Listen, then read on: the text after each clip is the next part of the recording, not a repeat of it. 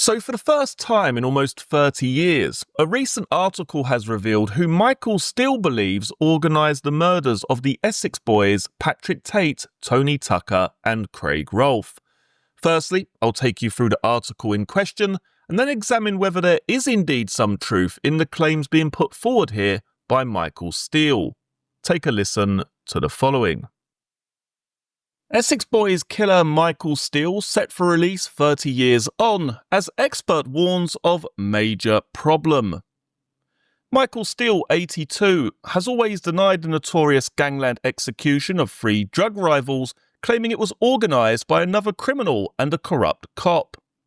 Justice watchdogs may have problems upholding the conviction of Essex Boys killer Michael Steele nearly 30 years after Britain's most notorious gangland execution.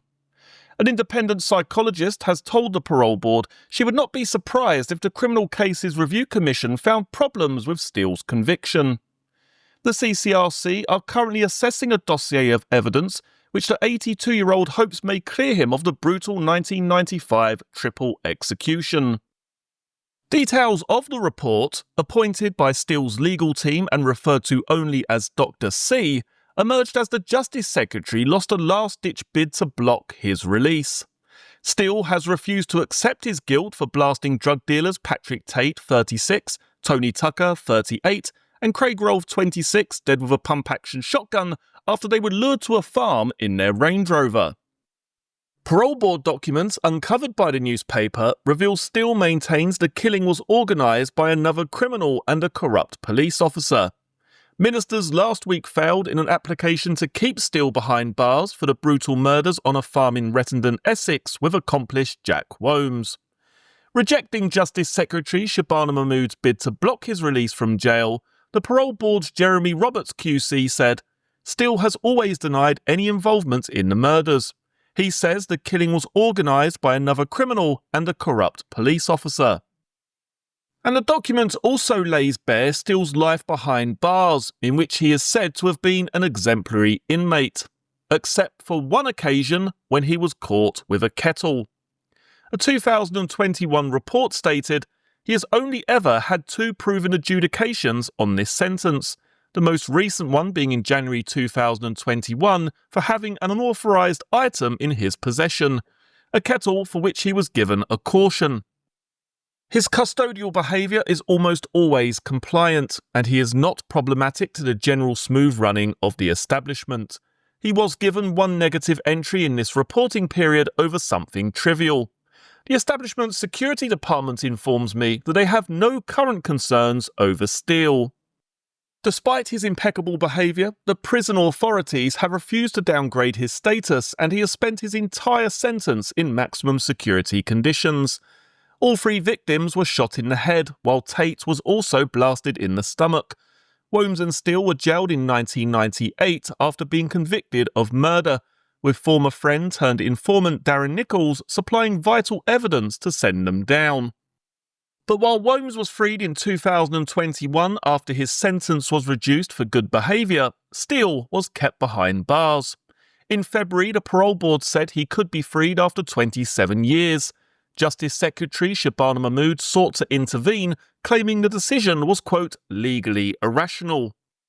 But the parole board said it cannot see why Steele cannot be freed. The Criminal Case Review Commission is currently assessing a dossier of evidence which Steele hopes will clear him of the murders.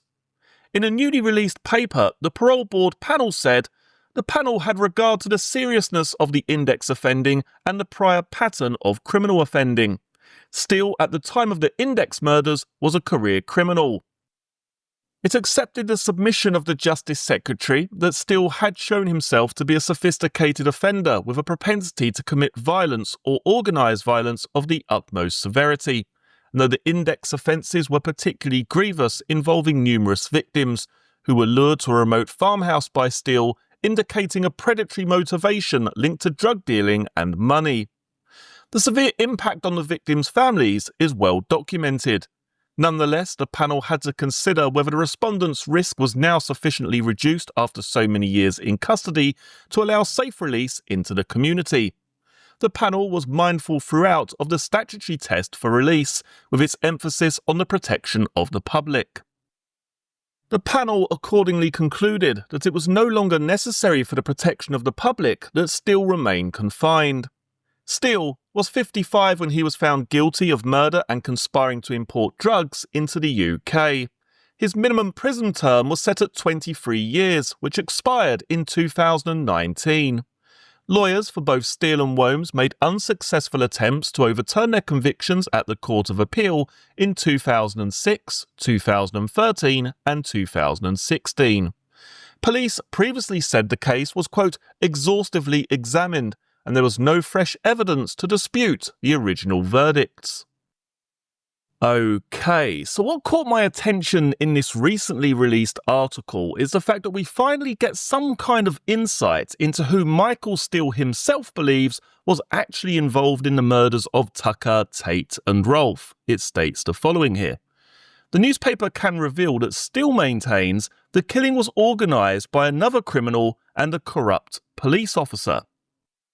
So it's interesting that the very person who has served time for these murders believes that those who are actually responsible are Darren Nichols and the corrupt former detective DC Wolfgang Bird.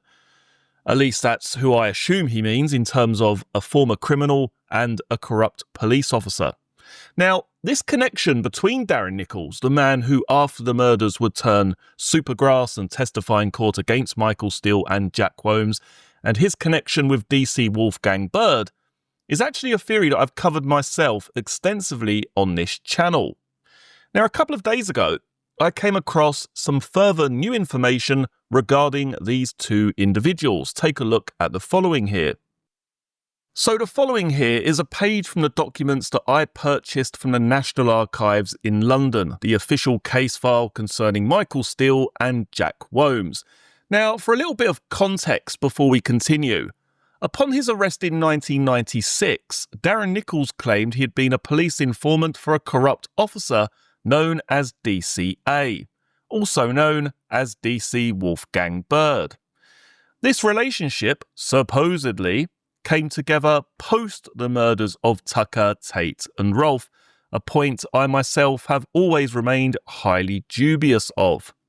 It was during this relationship that Darren Nichols led this corrupt detective to a cement works where he had previously dumped a consignment of poor quality cannabis. This was eventually recovered by the police and Darren Nichols was paid by the police as a bona fide police informant. Now, in this document here, when DCA was arrested, it states the following. Police searched a disused gravel pit at cement works in Braintree. DCA had told them to look for both cannabis and a motorcycle and shotgun.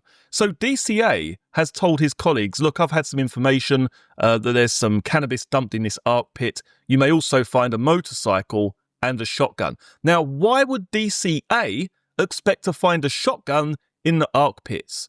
Because we've been told for the longest time now that Darren Nichols didn't really have any in-depth conversation with DCA about the murders of Tucker, Tate and Rolfe. So if that's true, and that is indeed the case, then why would DCA expect to find a shotgun in the disused arc pits? Why?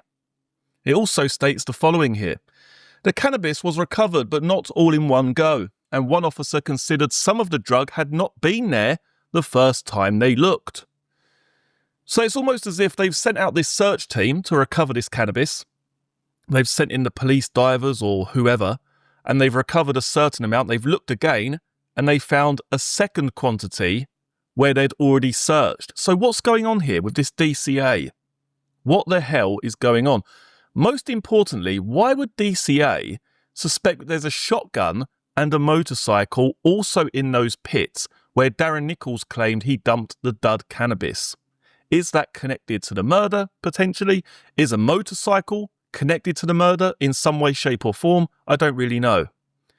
But it's very, very interesting, isn't it? Why would DCA expect to find a shotgun in those arc pits in connection, most importantly, in connection with Darren Nichols?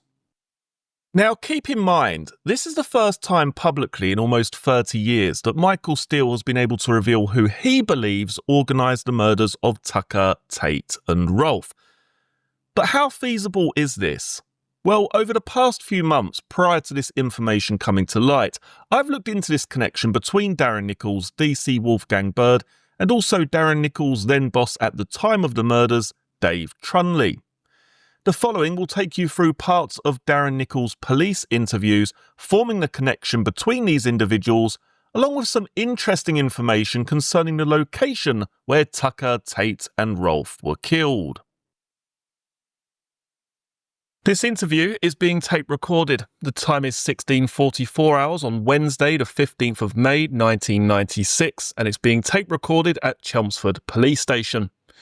I'm investigating the offence of possession with intent to supply a controlled drug, and a record of this interview will be made and may be given in evidence if you're brought to trial. Do you understand that, Darren?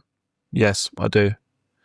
I'm Michael Joseph Brown, Detective Constable 744 of the Essex Police, stationed at Headquarters Major Investigations, and my colleague is DC Winston, DC 1477, Chris Winston of the Essex Police. And we are currently speaking to Darren. Would you introduce yourself, please, for the tape? Darren Nichols of 15 Bailey Bridge Road, Braintree, Essex. My date of birth is the 18th of the 4th, 65. Fine, thank you. We've obviously been talking about DC Bird. Would you please carry on and tell me anything else that you know of his association? We've been talking about cars. You had touched on the fact that you've been telling DC Bird that you had some involvement with Michael Steele, and you had some knowledge of the importation of drugs into the country, and that you would now go on to explain when you had this information, what you explained, and who to. Oh, at that time, DC Bird wasn't particularly bothered about knowing where it was landed, sort of thing. Right. He did ask me, where did they keep it? Where was it stored once it was landed? You know, where did it go? And I said, well, the times that I've received any drugs, I've gone round and I've said, look, I'll have some drugs. He's always took me to his mum's bungalow, which is 2 Allen Way, Point Clear, which is about 100 yards from where they land it. So it's a pretty convenient little spot. And he's always got it out of his mum's garage like. But he's since sold that house, but he sold it to Paul Gwinnett, so that's handy. Did you ever introduce Wolfie to anybody, Darren? No, I didn't want to introduce him to anyone at all. No, not at all. The only person that ever met Wolfie was Colin Bridge, and that was because around my governor's house I'm doing a loft conversion, and Wolfie wanted to talk to me one day. He knew that I was working in my governor's house, and it was sort of on his way to work. He'd call in and Colin had met him, basically he'd just come and say hello to Colin and then say, can I have a word? And drag me outside and talk to me and that.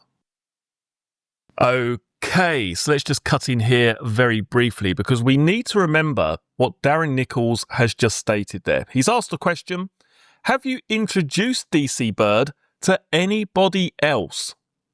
He says, no, not at all. No, I wouldn't want to.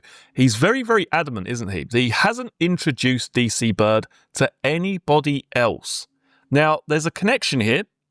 There's definitely a connection here between Colin Bridge and DC Bird. These individuals know each other. They've seen each other. They've spent time in each other's company. That's an admission made in this particular police interview conducted with Darren Nichols. Those two most definitely have a connection.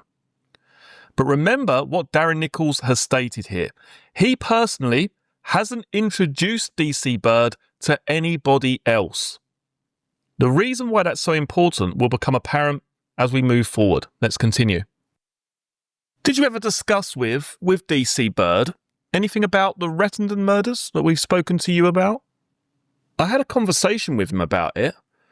The conversation happened in his conservatory at his house, and to let you know, it's a white conservatory and it's got a black marble floor. Just so you know, that's his home. I've also got his house number as well. It's 01371 874 714. And I was talking to him in his conservatory and he said the police, again, he's telling me, the police have got an interest in you, Darren. I don't know why, he said. I think it's because through association, you knew Pat Tate. This is what he was telling me. He said, is this so? And I said, yeah, well, I did know him, but I haven't actually seen him for a long time since he was shot. Then I went through the outline story, and he said, "What do you think happened?" And I gave him some broad details of my opinion of, what I believed happened. I basically went through this from a third-party point of view. I didn't say I knew who done it. I just went through what I knew. Like, I knew that Pat Tate had decided not to pay back I think it's the Mullocks. I think that Pat had decided not to pay him back because he was a big enough man to get away with it. He said that, he couldn't pay him back because Mick still ain't giving him the money, if you see. And then I said, then the basic thing was that the Mullocks, this is something I haven't actually said to you, the Mullocks wanted to threaten Mick Steele, that there was then conversations, well, one of you two's got my money, and we want it or else. And then Pat piped up, he said, he's got it, I'll prove it to you. If I don't, I'll kill him. And this is what Pat's wife's rung up and told Mick, And that's basically what I told DC Bird. And I said that after that, I didn't actually know who killed him, I said, because it could have been the Mullocks. And I said, I know from conversations, which I learnt later, that one lives in Brentwood and one supposedly lives in Romford. Okay, so let's cut in here very briefly. Now, Darren Nichols, in his police interview here, starts talking about the Mullock brothers. Yeah, well, the Mullock brothers, they were owed money by Pat Tate. That's the motive for the murders. That's why Michael Steele had to kill them. He brings in the Mullock brothers. Now, think about it this way. At this point in time, during Darren Nichols' interview, it's imperative that he tells the truth. He needs to provide the actual motive for why Michael Steele has killed Pat Tate. Yet Darren Nichols doesn't know the motive. He's got it completely wrong.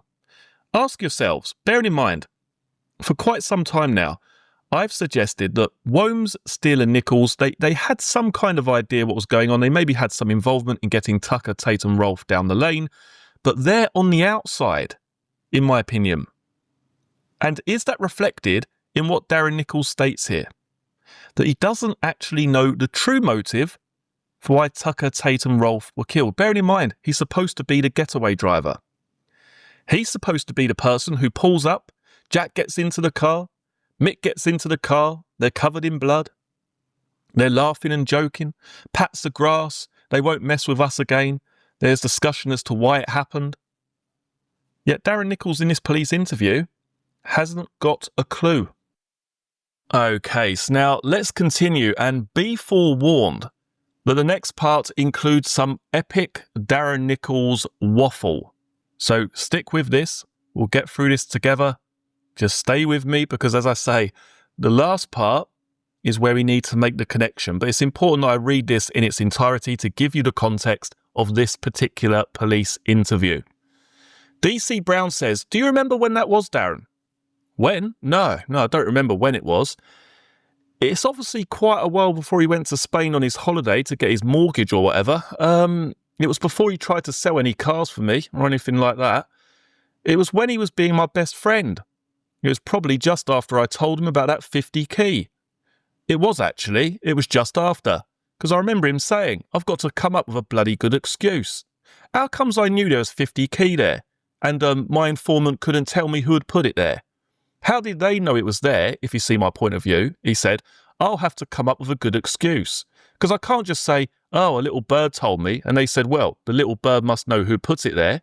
And he said, my problem is, I can't say, well, you put it there. You told me you put it there. So I said, oh, that was like some of it. Must be quite close to the time when I got the money and things. And because he said to me, oh, the police are very interested in you. Still, what could it be about? And then he said to me, is it about this Rettendon thing? And I said, oh. And the other thing I did say to him was that Ian Spindler had mouthed off that he was lucky to be alive because he was supposed to be at the deal that obviously went wrong and ended up resulting in the death of, the 3 people.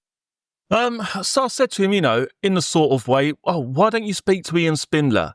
Because if he was meant to be at the deal, there's a good chance he'd know why why it was meant to be, why this deal was going on. So I'm trying my hardest to work around the sort of, don't know too much really, but I'm trying to be helpful. And then the next day he rang me up and said, no, it's nothing to do with that. Don't know what it was, he said, didn't bother. He was going to come and see you. And then in my mind I'm thinking, he's winding me up. Like, he's telling me these things, like, oh, the police want to see you. Getting me to say something, and then saying, not really, and then saying, I've helped you out. You helped me out, if you see what I mean. I thought, he's playing with me, like. And I thought, fucking hell, like, you know? He's sort of basically playing with me. And then after that, he said, forget all that, he said. I'll write it in my notebook. It actually was a blue notebook, like. And he said, I've ripped the pages out. I've ripped them up, right? Because what I told him was enough from the information that I knew, you know? How did I know so much about this? Like, what had gone wrong and all that? And that was totally forgot about. Like he said, he just forgot about it. He wasn't interested. And then we had the conversation. I had a conversation with him as well, saying, look, I actually can't bring myself to, because he said to me in conversation, this is very recent, because I said to him, Mick's bought my Jag. I said, he'll probably use it because it's a nice car to take abroad. Send money abroad to buy drugs. And he went to me, yeah, blimey, you got 2 keys?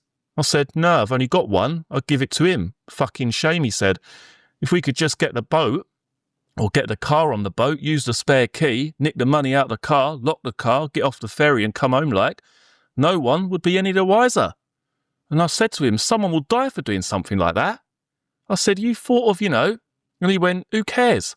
I mean, fucking hell, we've got the money. They haven't. And I went, well, yeah. And he said, see if you can get another key sort of thing. Okay, so let's just cut in here very briefly. Now, again, apologies for the epic Darren Nichols waffle there, but let's just try and break down exactly what's taking place during this stage of the police interview. Now, Darren Nichols is basically saying, look, I know that a Jag's going abroad. It's going to have £150,000 on it. And DC Bird says, well, why don't you get 2 keys cut? Why don't you get a key cut so there's 2 keys? When Steele leaves the vehicle and goes up on deck, I'll come along with the spare key and make off with the car. Now, on the face of it, it appears, you know, a little bit fanciful, almost like a conversation between 2 people where they're saying, oh, yeah, well, we could do this, we could do that. But as we go further forward with this police interview, you'll understand that DC Bird wasn't just handing out the odd £50 or £100 for a bit of information in order to further his own career. This guy was actively robbing criminals. He was actively robbing other drug dealers. Goes a little bit deeper, goes a little bit further than just some sort of pie-in-the-sky idea regarding this Jaguar. So bear that in mind as we continue and take a listen to the following. We now move on to the arrest of Darren Nichols. DC Brown says, can I just go back to something that was said last night, Darren, please? You said that you spoke very briefly about DC Bird. Would you just go over again what you said last night about the phone conversation? Do you remember that you told us that you had a phone conversation with Michael Steele when just at the time that you were stopped? Yeah, all right, yeah. Would you just run over that again for me, please?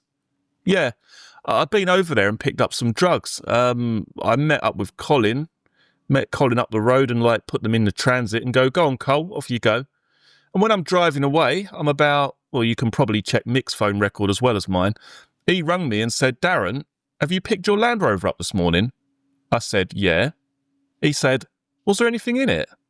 I said, no, it was empty. A gallon of oil? I said, why? I said, what's your problem? Nothing, he said, and hung up. And I'm sitting there thinking to myself, like, there's no way he'd ring me up because he'd lost a spanner, you know? So about within a couple of minutes, I rang him back and said, what have you lost? He said, have a guess what I've lost. I've lost drugs. He said, they're not here. He said, I'm just rechecking it. I said, oh, right. And then I hung up, you know. What could I say? I thought, fucking hell, I don't want him thinking I've stole drugs off him. Shit, like, you know. Especially as I'd gone over there and got my Land Rover, that would be like the end of my life as far as I was concerned if he thought I'd stolen something off him. And then shortly afterwards, you pulled me up and got me. Well, not you in particular, but you pulled me up and arrested me. So was there any information, Darren, about how much that had gone or exactly what that was? No, I just took it just sat in my mind, and then during interview it was mentioned to me that 2 policemen, see, because when I was first arrested, my first thought was, why isn't DC Bird here? Like, getting me out of trouble, you know? He's given me the okay to do this. Why isn't he here saying, no, leave him alone. He can go. Off you go. Don't worry about this. And I'm thinking to myself, why isn't this happening? And then I'm thinking, I actually said to one of the custody sergeants or an inspector, is there any chance of being interviewed by a particular officer? And they said, we'll pass on the message. I don't know if you got it. Yes, it's actually recorded on your custody sheet, Darren. Because I'm thinking to myself, you know, this policeman's told me it's okay. Just carry on. Everything's fine. Sweet. You can do it. It's okay, Dal. The Essex police know you're doing it. Carry on. And I'm thinking in my mind, fucking hell. And then when I heard there's a policeman being arrested, I just knew it was him. I knew that you must have DC Bird. And then it also clicked to me what Mick was ringing me up about, saying, Darren, I've lost some drugs. I just knew in my mind, knowing that he knew where they were, he's basically gone over there, knowing where the drugs were going to be left. You know, this is only in my mind. And I thought to myself, he's gone over there and stole them. He's actually like, I thought, well, they come in 20-kilo parcels, yeah? They come in like little cubes. I've seen a couple of them. They come in little cubes, and I'm thinking, fucking hell, he's nicked them. He's nicked the drugs. Shit, I'm dead. He's nicked some drugs. It was going through my mind. Okay, so let's cut in here and break down what we've just heard in that particular part of the police interview. Now, for me, this is all about levels. How far is DC Bird actually willing to go? Because we've been told, haven't we, or we've heard already, yeah, you know, get the second key cut for the Jag, we'll make off with Steele's 150,000, no problem at all. And now we have a very high possibility here of DC Bird stealing Michael Steele's drugs. Again, it's all based on levels. This isn't some low-level detective just taking the odd backhander. This guy knew very well where Michael Steele was storing his product. Michael Steele rings up on the day of their arrest. Darren, where's the drugs? Where's the drugs? Darren, in his mind, is thinking, oh no, he's gone over there and stole his drugs. I mean, think about this. How many people would have known where Michael Steele was storing that product? Probably not that many. And yet Darren Nichols was telling DC Bird, yeah, Steele brings it in at this time, he stores it here, he stores it there, then we've moved it over to here. DC Bird during this time period is very well aware of where those drugs were being stored. And, you know, is it just a mere coincidence that on the day that they're arrested, a large consignment or a large part of that consignment has vanished? The first thought that Darren Nichols has is, it's DC Bird. He's gone over there. He's gone over there and stolen the drugs. I'm dead. Think about that. Again, it's all about levels. What was this DC Bird prepared to actually do? Was he some low-level individual who was dipping his fingers in multiple pies? Or was this individual actually capable of robbing other criminals, other dealers? Let's continue. It was when I was locked up.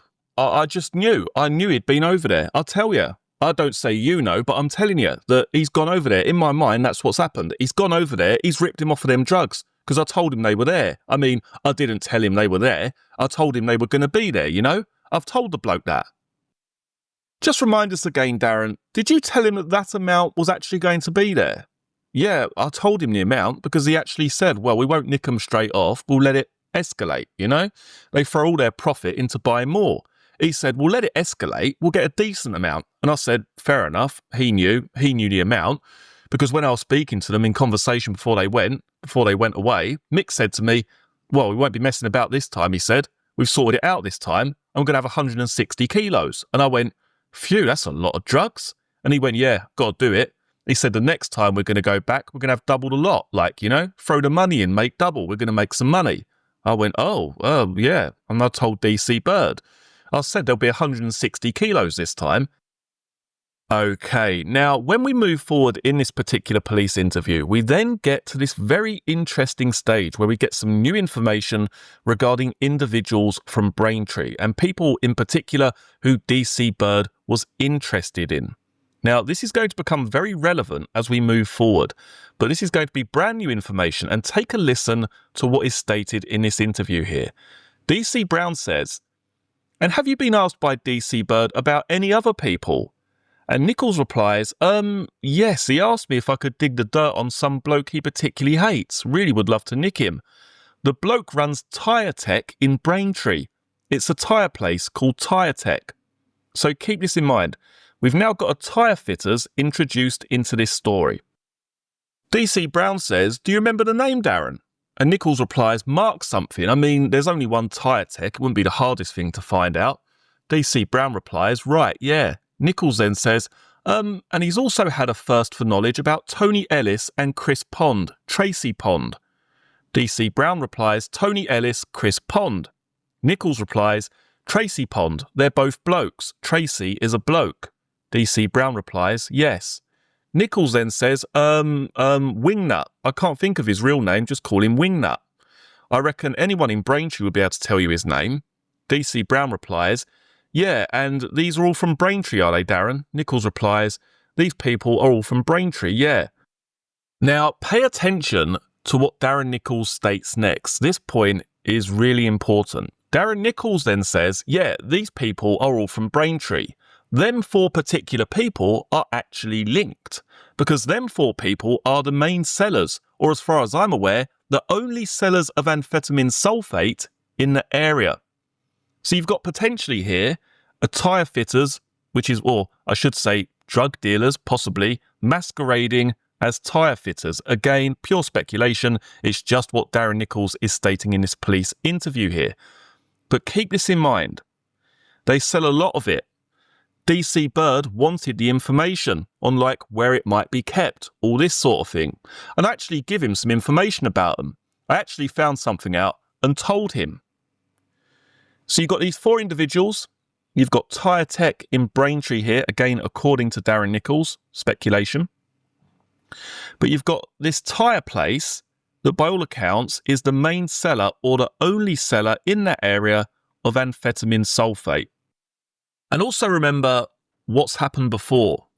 We've got DC Bird talking about stealing Michael Steele's Jag. We're going to make 150,000. We've got Michael Steele who's missing part or all of his consignment just before they're arrested. Darren Nichols believes it's DC Bird. He's gone over there and stolen the drugs. And now we have this talk about DC Bird wanting to find out where they store this amphetamine sulfate. Where do they store it? Where do they keep it? Darren Nichols then goes on to say, I got the feeling from that he actually was more interested in finding out where it was kept so he could have it, rather than actually nicking them. So again, we've got multiple occasions here, or multiple examples of this DC Bird looking to steal other criminals' goods, whether that be money, whether that be product. This guy was relentless. He was looking at every opportunity he could find to rip off and steal from other criminals. Again, we're talking about a then-serving detective. Not low level, not some sort of person who's just passing out the odd couple of notes for a bit of information. This guy was looking to steal from other criminals. He wasn't that interested in actually arresting them. He was interested in stealing their product and then selling it on. And think about this. It would be a little bit short-sighted to just believe that Darren Nichols was DC Bird's only informant. This guy would have had connections with other criminals in that area. Probably bigger criminals than just Darren Nichols. Hopefully we're forming a bit of a picture here. But also interestingly, just as a side note to this, the talk of this Tyre Tech, the talk of this place being some sort of front for this amphetamine sulfate. Now, this is probably unrelated, but it's interesting in terms of the connection between Tucker, Tate and Rolfe and this Basildon Tyre Company. As I say, going slightly off topic here, but think about this. You've got Tyre Tech, who by all accounts, according to Darren Nichols, and again, we're only going by Darren Nichols' word here. I'm not saying that this is, absolute truth or the absolute facts of the case. But according to Darren Nichols, Tyre Tech was selling amphetamine sulfate, right? So they're a front in some ways, I guess you could say, or they're involved in criminality, let's put it that way, according again to Darren Nichols. But when you look at Basildon Tyre Services, and you look at how many calls there were between Tucker, Tate and Rolfe and Basildon Tyre Services in the lead up to Tucker, Tate and Rolfe's death, it makes you wonder, doesn't it? What was their relationship? Was this just the case of Tucker, Tate and Rolfe taking their girlfriends' cars to Basildon Tyres to get them fixed and this, that and the other? Or was there something else going on there? There's 12 calls between Tucker, Tate and Rolfe and Basildon Tyre Services in the 48 hours leading up to their murders. Tucker's landline to Basildon Tyres, Tucker's mobile. And then we go down further. The 5th of the 12th, the day before they're killed, Basildon Tyre Services to Tate's mobile and to Sarah Saunders. Tate's landline to the tyre company, 1736. 1143, Tucker's mobile to the tyre company, Tate's mobile to the tyre company to Tony Tucker. Again, pure speculation here, but could there be some kind of link? You've got Tyre Tech, according to Darren Nichols, who's supplying amphetamine sulfate. You've got Basildon Tyres, who have 12 calls between Tucker, Tate and Rolfe in the 48 hours or so leading up to their murders.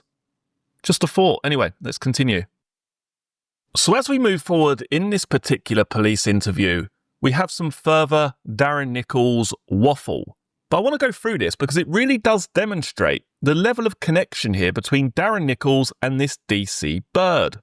Now, Darren Nichols goes on to state the following, because he was really interested in finding out where they might keep it. Again, talking about DC bird. Do you know what I mean? I actually give him some information because I observed it.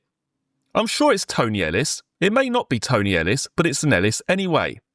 I told him the registration because they all live near me. And you know, you always see these people thinking they're being clever, parking their cars outside my house to walk around to the whiz dealer's house, which is about 150 yards away. It's not Tony Ellis. It is an Ellis. I don't know what his first name is. I do know his first name. I'm just confused. DC Brown replies, yeah. I've told him registrations of his cars, his BMWs, because he's always seemed to enjoy buying quite late BMWs. I've told him when I've walked round the shop, I've seen where they go. I've told him that I've seen them walking into a particular row of garages and coming out the same row of garages. And why particularly walk your dog down a row of garages when there was a perfectly good part, the same distance away as the garage, you know? And I've told him all this, and he's like, yep, you know? He pulled a list of garage owners' names and was going to show it to me because he said, well, I can't see anyone on the garage list that could be the garage worth doing to find out if that's where they keep the amphetamine. So I said, all right, show me the list, I said, because loads of them they've all split up from their wives, they've got girlfriends, lovers and all sorts. And I said, it wouldn't be very hard to talk a girlfriend into renting a garage from her council. I'd recognise her name, I could point it out to you. I gave him a big list of people that he should look for on this garage list. And he said, no, it's none of them. Okay, so again here, just look at the extent to which these two individuals were trying to find this amphetamine. You know, they're looking at private garages here, a row of garages, residential garages. DC Bird has managed to pull up a list of who owns which garage, and they're going to go through the names and find out which ones are the best to try and look into to see if that's where they store the amphetamine. This isn't just some pie-in-the-sky idea. This is quite clearly two individuals working closely together in order to rob other criminals. Rob, deceive, steal, whatever you want to call it. Rob other dealers, other criminals. And then as we move forward in the police interview, it then states the following. He hated that bloke from Tyre Tech, Mark something. He said he had this big thing about him. And then DC Winston says, what does he do then? Nichols replies, second-hand tyres, Tyre Tech. And then Nichols says they sell second-hand tyres. And then DC Winston says, does he do drugs? And then Nichols says, it was counterfeit money, actually, I think. The bloke was a criminal. So again, we're talking about Tyre Tech. The bloke was a criminal. He'd actually come out of prison and started his second-hand car place. I don't think he's... See, I had this dislike for the bloke as well, actually, because he'd actually been selling counterfeit money. And that's what I was put away for. And then he goes on to talk a little bit more about other bits and bobs. But as I say, it's just a rambling mess, to be perfectly honest. And then we get to the final point. This is the point which basically this whole video actually revolves around. And this is incredibly important. So then DC Brown, later in the interview, he then says to Darren Nichols, so is there anything else with specific regard to DC Bird that springs to mind at the moment, Darren? And then Nichols replies, Dead Pally with Ed and Adam. Ed and Adam, who the hell are they? Because we went to they call it a school dinners in a pub, which we had like a 3-course meal. It's served up by women wearing not a lot, basically. And then DC Brown says, school dinners in London. And Nichols says, no, this was actually, these people, these like strippers type of thing, came to this pub, the White Hart in Sailing. And it was in their restaurant. And it was obviously full of blokes. And there was DC Bird sitting next to Adam. And one of the strippers was Ed's wife. That's why I said, and he seemed extremely friendly with all the strippers, talking about DC Bird again. DC Winston then says, so these are all local girls? And Nichols says, these were local girls that were and then DC Winston says, who'd set that evening up? And Nichols says, I don't know who'd set these strippers up, you see. And then it starts going on about what was happening at this particular restaurant. Adam, was sitting right next to DC Bird. It was Adam. DC Bird, some others, Kevin Fire, who was like a wealthy git, and a few others on his table. Here we go. I was on a separate table. My governor had invited me. I was on my governor's table. My governor was the head of the table here. And this is where I fear the connection is. It's Darren Nichols' boss and DC Bird. Now, we've been told, Darren Nichols has told us on many, many occasions, that he was only introduced to DC Bird after the murders. Yet what do we have here at this pub? We've got DC Bird, who's friendly with all these strippers. We've got Darren Nichols' boss, who's got his own table, and he's the head of the table. And interestingly, remember what we said at the beginning of this video, or near the start. When Darren Nichols was asked the question, have you introduced Wolfie or have you introduced DC Bird to anyone else? What was his answer? He said no. The only person I've introduced him to is Colin. So that surely means that DC Bird knows Darren Nichols' boss. Darren Nichols, who's been working for this individual for some 16 or 18 months. That's the connection. Darren Nichols' boss knew DC Bird, in my opinion. Now, where the hell does this take us? Where the hell does this take us? Darren Nichols' boss is at this strippers do in this pub. And of course, Darren Nichols doesn't say, oh yeah, I introduced my boss to DC Bird. He doesn't, because they already know each other. That's why Darren Nichols' boss is head of the table. He's got his own table. He's aware of DC Bird. And this could suggest, I can't prove this, but this could suggest that there's a link here between DC Bird and Darren Nichols prior to the murders of Tucker, Tate and Rolfe. Darren Nichols' boss is with DC Bird. Now, this next part is actually quite hilarious. Bearing in mind, I've been making this video over the past 5 or 6 days. I've been recording audio on and off. And during that time, what nobody is aware of at this present time is that I had applied for 272 pages of the official case file concerning Michael Steele and Jack Wombs. These are public documents. They're held at the National Archives in London, and I paid around about £400 to get them digitised and sent to me. And you wouldn't believe it, but I received them about 2 or 3 hours ago. I was supposed to get them by December the 9th, and they've arrived this morning. And it would appear that it backs up everything that I have said in this video. Page 27, let's take a look. Mr. Trunley, and that's obviously Darren Nichols' employer, Mr. Trunley employed Nichols to do plumbing and other work for him contract by contract. The job in Sunbury involved Texas Instruments for about 3 weeks and started on December 6th. He left at 3 p.m. that day and Nichols was still working. He had known DCA for about 15 years and they went shooting together. DCA, also known as DC Bird. There's the connection. Darren Nichols' boss had known DC Bird for 15 years and they went shooting together, according to this document. So that's the connection, isn't it? That's how Darren Nichols knows DC Bird. Yet Darren Nichols, when he's arrested, or when it comes to court, he says, oh no, I've only been a police informant for a few months. I only knew DC Bird just before Christmas, but it was definitely after the murders. Yet his boss, who he's been working for the past 16 months, has known DC Bird for 15 years. Okay, so let's break down the connection here. We've got Darren Nichols. We've got the corrupt officer, D.C. Bird. We've got Darren Nichols' then boss, Dave Trunley. And we've got Colin Bridge, the man who was then arrested at the time with the drugs in the back of the transit on the day that Darren Nichols is arrested. So on the face of it, there is a connection here, you could say, between these four individuals: Darren Nichols, D.C. Bird, Dave Trunley, and Colin Bridge. Now, in the trial points document, which was put out by the defence before the trial of Wombs and Steele, there's a very interesting paragraph, and it states the following.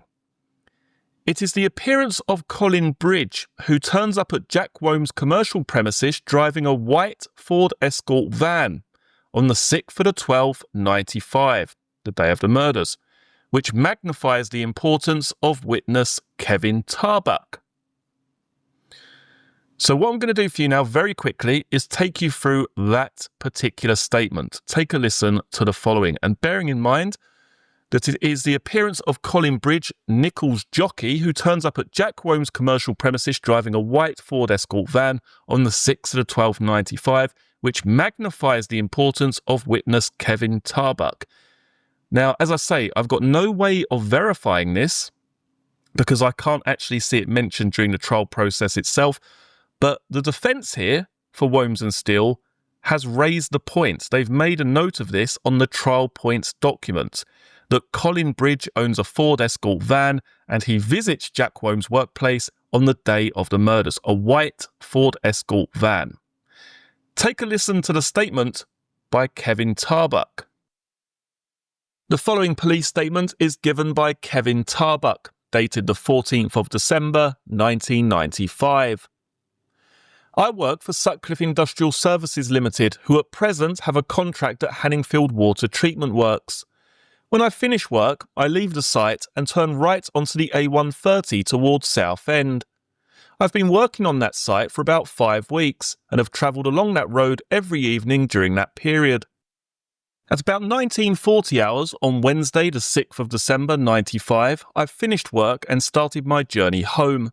As I approached Rettendon along the A130, I had just passed White House Farm on the left-hand side and was approaching a small lane, again on the left-hand side.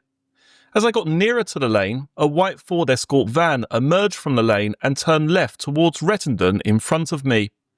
I only saw that it had one male person in it who was driving. The reason I remember this is that in pulling out in front of me, it caused me to brake, and because it was icy and snowing, I thought what an idiot he was. The vehicle then accelerated away from me. I followed, but by the time I had reached the Rettendon Turnpike roundabout, the van was nowhere to be seen. I would think the van was a D or E reg due to the style of the vehicle. I would not be able to identify the driver again. I would estimate the time that this happened would be about 1950 hours. At the time of the incident, it was dark and snowing. I had my windscreen wipers on and my headlights. In spite of these conditions, visibility was fairly good. There was no other vehicle immediately in front or behind me.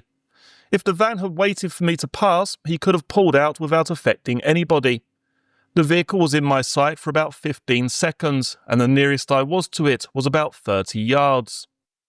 Okay, so here we have quite an interesting statement there by Kevin Tarbuck. He describes seeing a white Ford Escort van fleeing somewhere close to the crime scene on the evening that Tucker, Tate and Rolfe were murdered.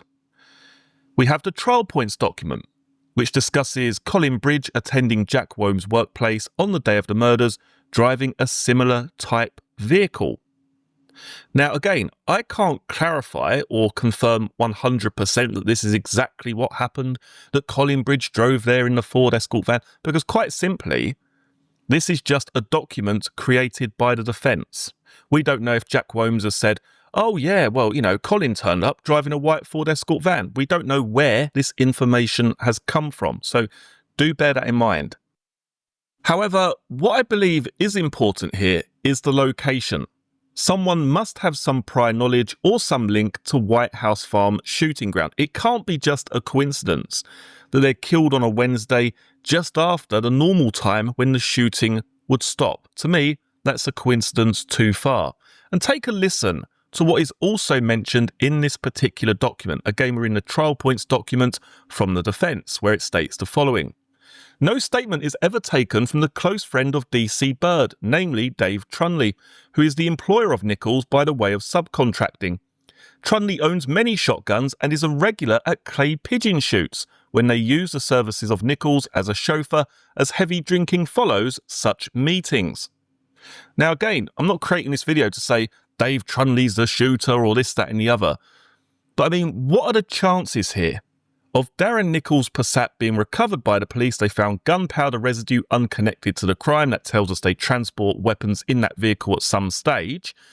As I say, could that be taking people to and from shooting ranges or that sort of thing?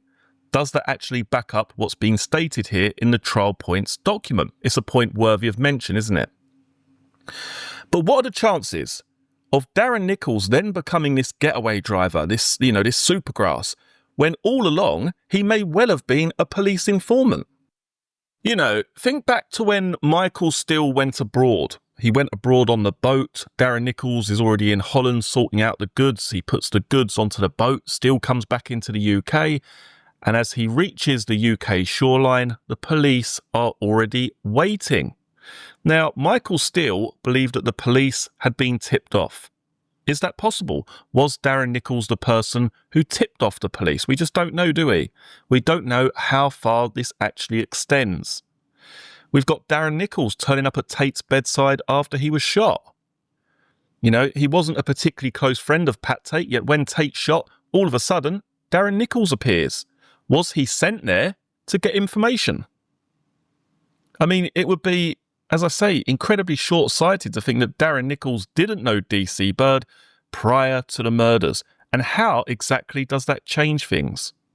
For me, it would be amazing, wouldn't it, if Darren Nichols was DC Bird's only informant. DC Bird would have other connections. And I guess that's the key point here. What we don't know is how far those connections extend. Who else was DC Bird involved with? And does that have some bearing on the murders of Tucker, Tate and Rolfe?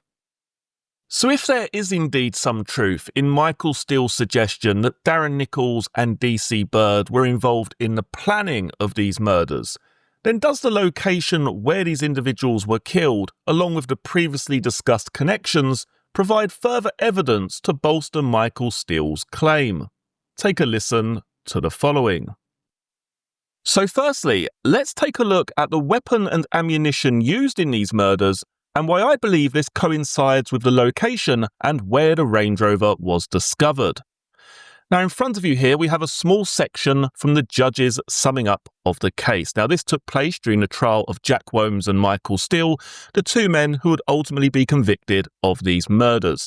And during this stage of the trial process, the judge is taking the jury through the ballistic expert's evidence. The judge states the following. There were fragments of plastic cartridge wadding present and several pellets in various areas of the front of the vehicle.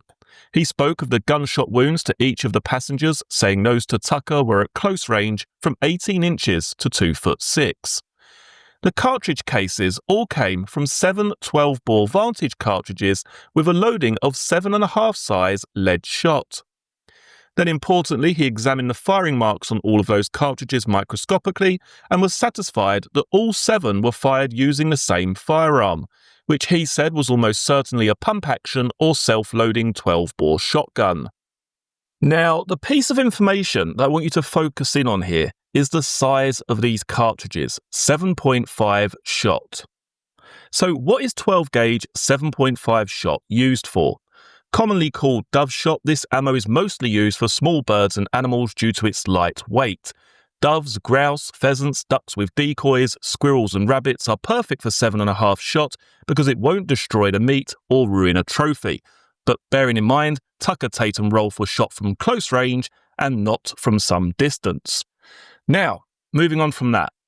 So what do we have located very close to the crime scene, just a quarter of a mile away, but White House Farm shooting ground? So keep in mind the 7.5 size cartridges used in the murders of Tucker, Tate and Rolfe. And let's take a look at the statement given by the person who runs that shooting range, Mr. William Theobald. Take a listen to the following. So the following is the police statement of William Henry Theobald, dated the 11th of the 12th, 1995. I am married and have 2 children aged 30 and 23 years. I own half of the land of White House Farm and the bungalow called Rowens, which is adjacent to the farm on the main A130 Main Road, Rettendon. There is approximately 11.5 acres of land attached to Rowens property. About 12 years ago, I joined Progress House Gym, which is in Castle Lane, Hadley, Essex. I use this gym for the purposes of bodybuilding. During this time, I met another user of the gym called Tony Tucker. I have trained with Tony in the past. I've collected him from his house to take him training. I would say in those days, I regarded Tony as a friend. When I knew Tony, he was a carpenter, living with his wife and I believe 2 children in Rayleigh, Essex. I cannot remember the address. I'm also aware that Tony worked for Nigel Benn the boxer and was controlling doorman for various clubs. At one time, he had a shop in Romford selling bodybuilding equipment. He either owned this shop or was the manager. I remember whenever Nigel Benn was boxing, Tony would lead him into the ring. Tony left his wife and drifted away onto other things. I have heard that he became involved in the drug scene, although I've never had any personal contact with drugs or ever seen Tony with them. I haven't seen Tony for about 10 years to actually speak to, although about 5 years ago I did pass him on the road in Hadley. We acknowledged one another and then went on our way. I believe Tony was driving a convertible Jaguar XJS. I'm still a member of the Progress Gym. I go at least once a week, but I've never seen Tony training since those early years. I cannot recall Tony ever visiting my home address or the farm. I've lived here for 30 years, but I'm sure he knew where I lived. Another friend who I've trained with in the past is Paul Wheatley. Paul was friendly with Tony Tucker. I was Paul's best man at his wedding. Paul has visited my home on many occasions, and I would have assumed that he would have told Tony where I lived. I'm also aware of a person called Pat Tate. I may have unknowingly met Tate at the gym, but I have friends on Canvey Island who had their car stolen by this man. I'm also aware of the name Tate through car dealer contacts again in the Canvey area. I've never been officially introduced to this man, and I'm not aware of Tate ever visiting my home or White House Farm. Both my brother Peter and I are competent sporting shooting enthusiasts. We have both shot for England and have been able to introduce this facet of our sport into our livelihood. We run White House Farm shooting ground, which is as follows. The farm has a lake which is used for duck decoy and fishing. The farm also contains a pheasant shoot. Peter looks after this side of the business. I run the shooting ground, which is separate from the farm and contained in the 11.5 acres of Rowens land. This is a private ground which I supervise and run to give tuition and have a down-the-line and compact sporting setup. The shooting ground is set up for sporting smoothbore shotguns. I also have an arrangement where I can supply shotgun cartridges to my customers. I currently stock 2 types of cartridge. They are Express 24 gram 7.5 colour mauve and the Champion range from Kent Cartridges, sized 7.5 colour red. It is not uncommon for people who use my shooting ground to bring their own cartridges. I currently only shoot on a Wednesday up till about 18:30 hours. On Wednesday the 6th of December 95, the shooting stopped when it became too dark. I estimate the last shots were fired about 15:45 hours. I do have lighting facilities to allow us to shoot after dark, but on the above date it was getting cold and the last visitor had an interest in our lakes, so we went on to discuss my pond, which is beside my home. I'm obviously aware of the shooting incident which occurred on our land just off Workhouse Lane. The last time I visited this area was on Monday the 4th of December, when I walked across the land and up to Rettendon Hall about 0800 hours when I had a job to do for Mr. Foe, the occupier. At this present time I have 3 over-under 12-bore shotguns and 2 rifles. Should the police wish to inspect these guns, I am prepared to hand them over. I should also say that having finished shooting on Wednesday afternoon on the 6th of the 12th 95, I remained at my home address all evening. I did not hear or see anything unusual. So, some key takeaways from this police statement are the following. The shooting ground only stocked 2 types of shotgun cartridge. Both, surprise, surprise, are the size 7.5. So the same weapon and the same size cartridges are used at the shooting ground as was used to kill Tucker, Tate and Rolfe just a quarter of a mile down the road. Also important is the following. The shooting club was only active on a Wednesday, usually until 6:30 p.m. Now, in my opinion, the shooting ground has been used as a cover. If we can lure Tucker, Tate and Rolfe to the bottom of Workhouse Lane on a Wednesday around this sort of time period, the shooting, the murders aren't going to raise suspicion.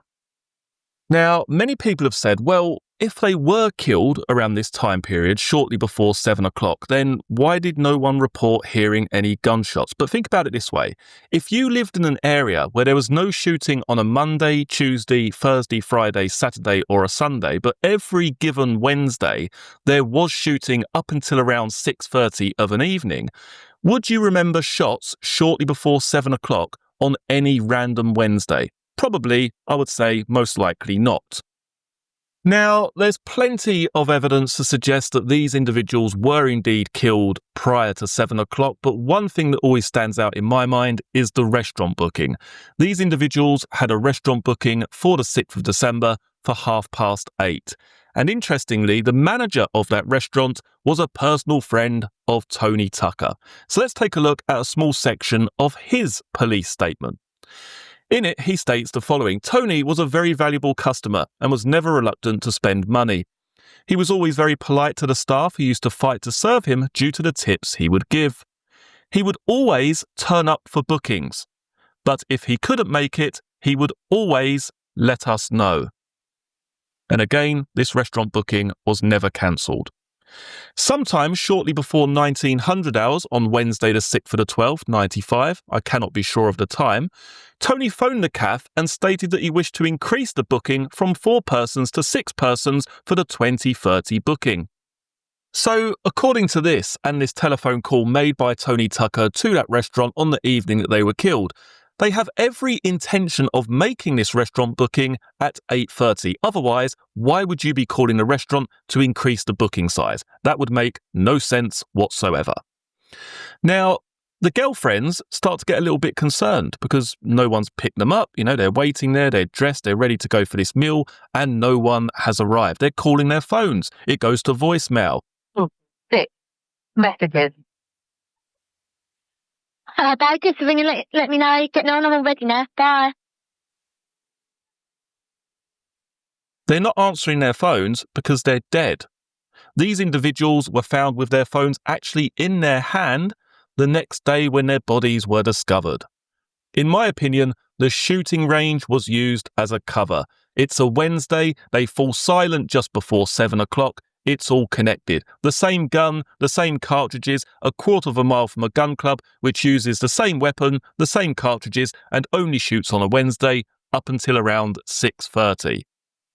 Now, I'm sure some people will suggest that Tucker, Tate and Rolfe were actually killed at midnight, and the choice of weapon, the cartridges, the gun club's close proximity, and the fact that there is no verified contact with any of these individuals post 7 p.m. are all simply a product of mere coincidence. However, without going into each suggestion individually, the fact of the matter is that in almost 30 years since these murders took place, no one has been able to provide proof of life concerning these individuals after 7 p.m. So with all this in mind, it gives the impression that whoever committed these murders had some prior knowledge of the gun club and its comings and goings. You may well think to yourself, well, as these murders took place around 7 p.m, Jack Wombs and Michael Steele must indeed be guilty of these murders.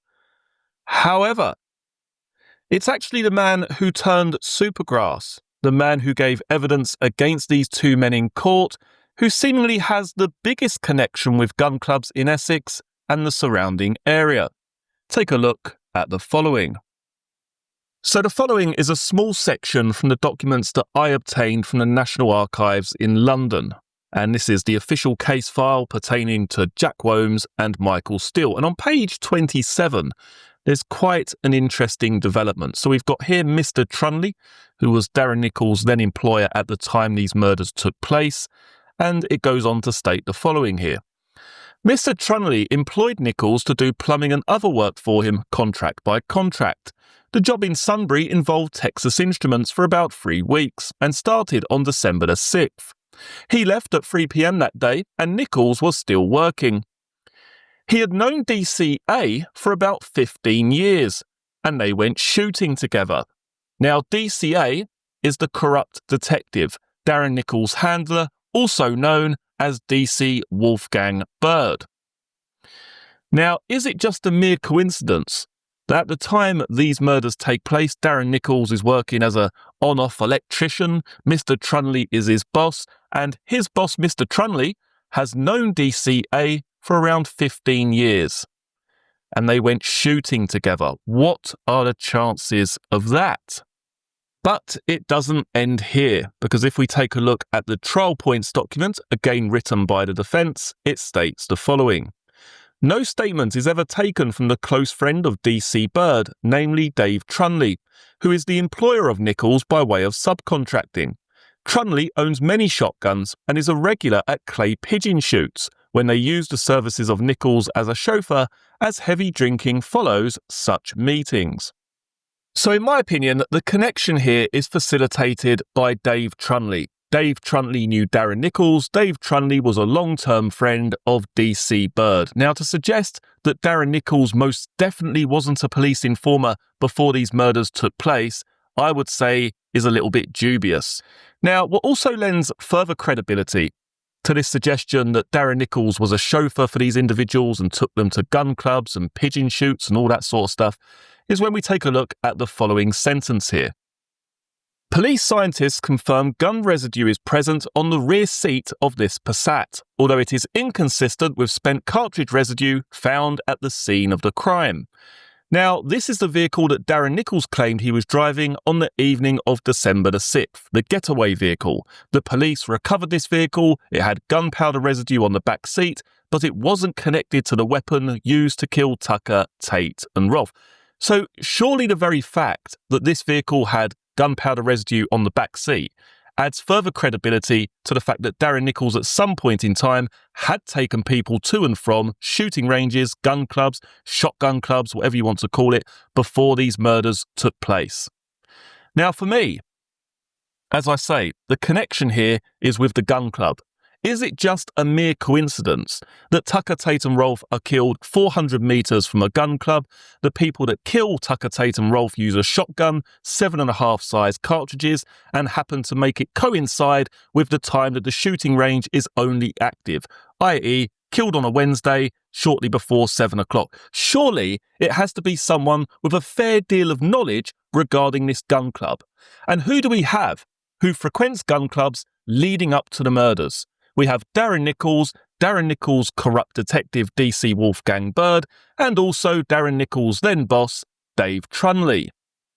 So let's break down the facts. And again, this isn't some pie-in-the-sky notion or some bizarre theory. This is simply looking at the facts of this case. The shooting club, it was only active on a Wednesday until 1830. Shotguns and 7.5 size cartridges are used at the gun club. Victim's disappearance. The deceased were last officially seen or heard from shortly before 1900 hours on Wednesday, December the 6th. So who was there? Who was in Rettendon on the evening of their disappearance? Darren Nichols admits to being in Rettendon at 1848.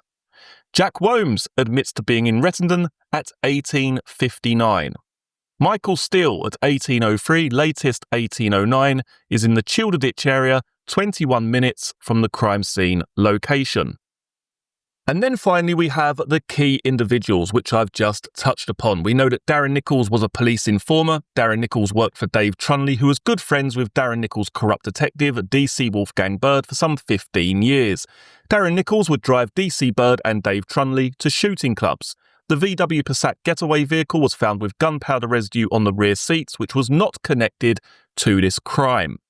Now, many people will say, well, Darren Nichols can't be right, he's lying. Jack Wombs and Michael Steele must be innocent because the timeline doesn't quite match up.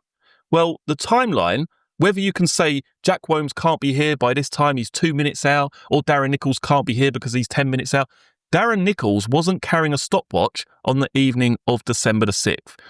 All of that stuff is largely irrelevant, because what matters here is where people admit to being during a certain time period. Darren Nichols, by his own admission, admits to being in Rettendon at 1848. Jack Womes admits to being in Rettendon at 1859. Michael Steele, 1803, latest 1809. His phone is picked up in the Childerditch area 21 minutes from the crime scene. Now, what I'm about to say next may surprise you, but I'm not convinced that Michael Steele, Jack Womes and Darren Nichols are the only people responsible for the murders of Tucker, Tate and Rolfe. It may well be that Michael Steele and Jack Womes were simply used to get Tucker, Tate and Rolfe to that specific location. The reason that I say that, and the reason that I've talked about a third-party involvement in some of my other videos, is what Darren Nichols stated in his earliest police interviews. Take a look at the following here. Now, this is a section taken from Darren Nichols' early police interview, where he's talking about Jack Womes turning up at Mark's Tay and they're making their way towards the halfway house. So Darren in interview says, "Jack's with us." I said, "What?" He said, "Oh, he's behind us, in the car." And we're going along, and he said, "What I'm going to do is we're all going to drive to the halfway house." I said, "Yeah." He said, "Right, I'm going to stay there and I'm going to meet him," talking about Pat. "I'm going to meet him and we're going to have a deal." And he said, "We're going to come over to where you are," meaning Jack and Darren in Rettendon, "and then there'll be some other blokes that we're going to sort of deal with. And then you drive us back," he said. "I don't want to be at the deal in my car in case something goes wrong," which it did. Later in the same interview discussing dropping Jack Womes off at the lane, Darren Nichols says the following. "I dropped him off and he said, 'You be back here when we phone you.' He said, 'Come back up here and we'll jump in and off we go.' The detective says, 'Who did he mean by we?'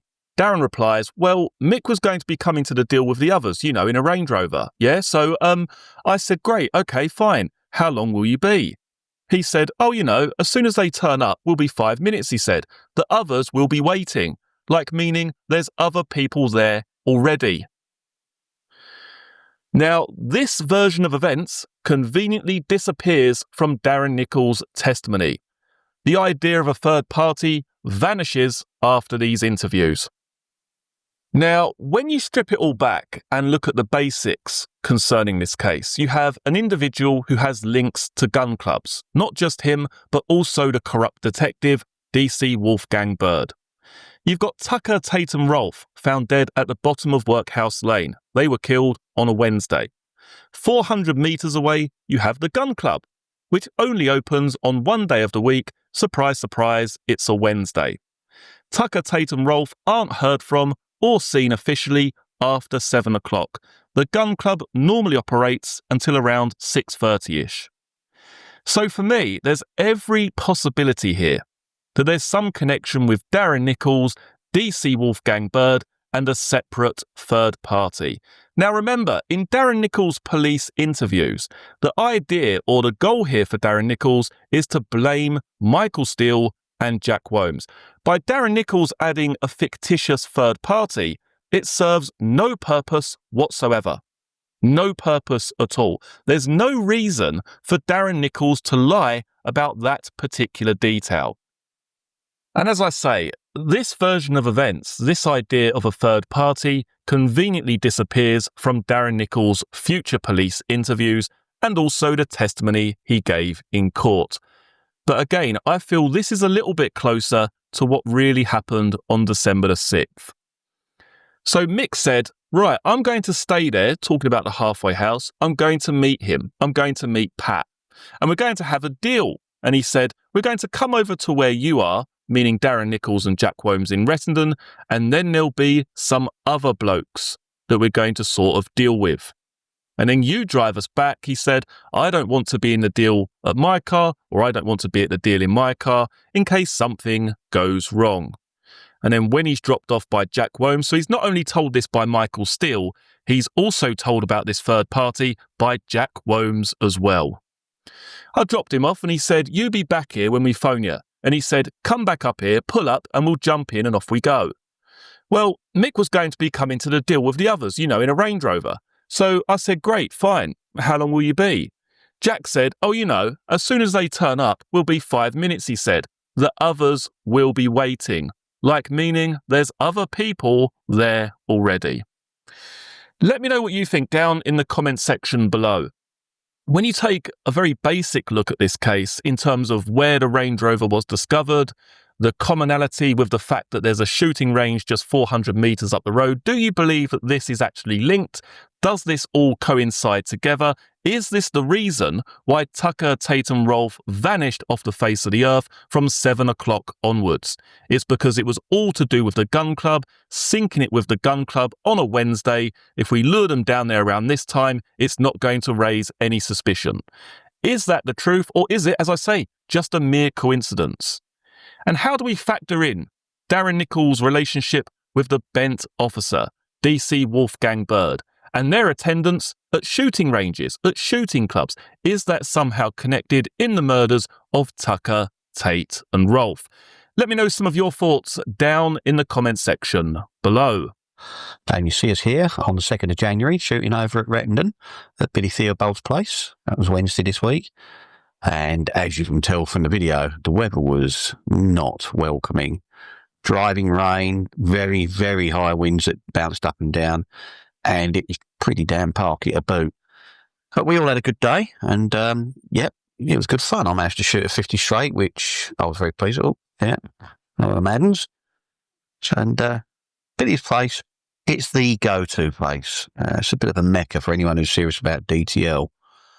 And Neil Philippo there shooting. Bang. I love this way, so super cool when he chucks his cartridges down. It's a bit of a mecca. Billy gets the targets just right. He really is an enthusiast about getting them just so. And they are a joy to shoot. And if you are serious about getting good, this is the place to practice.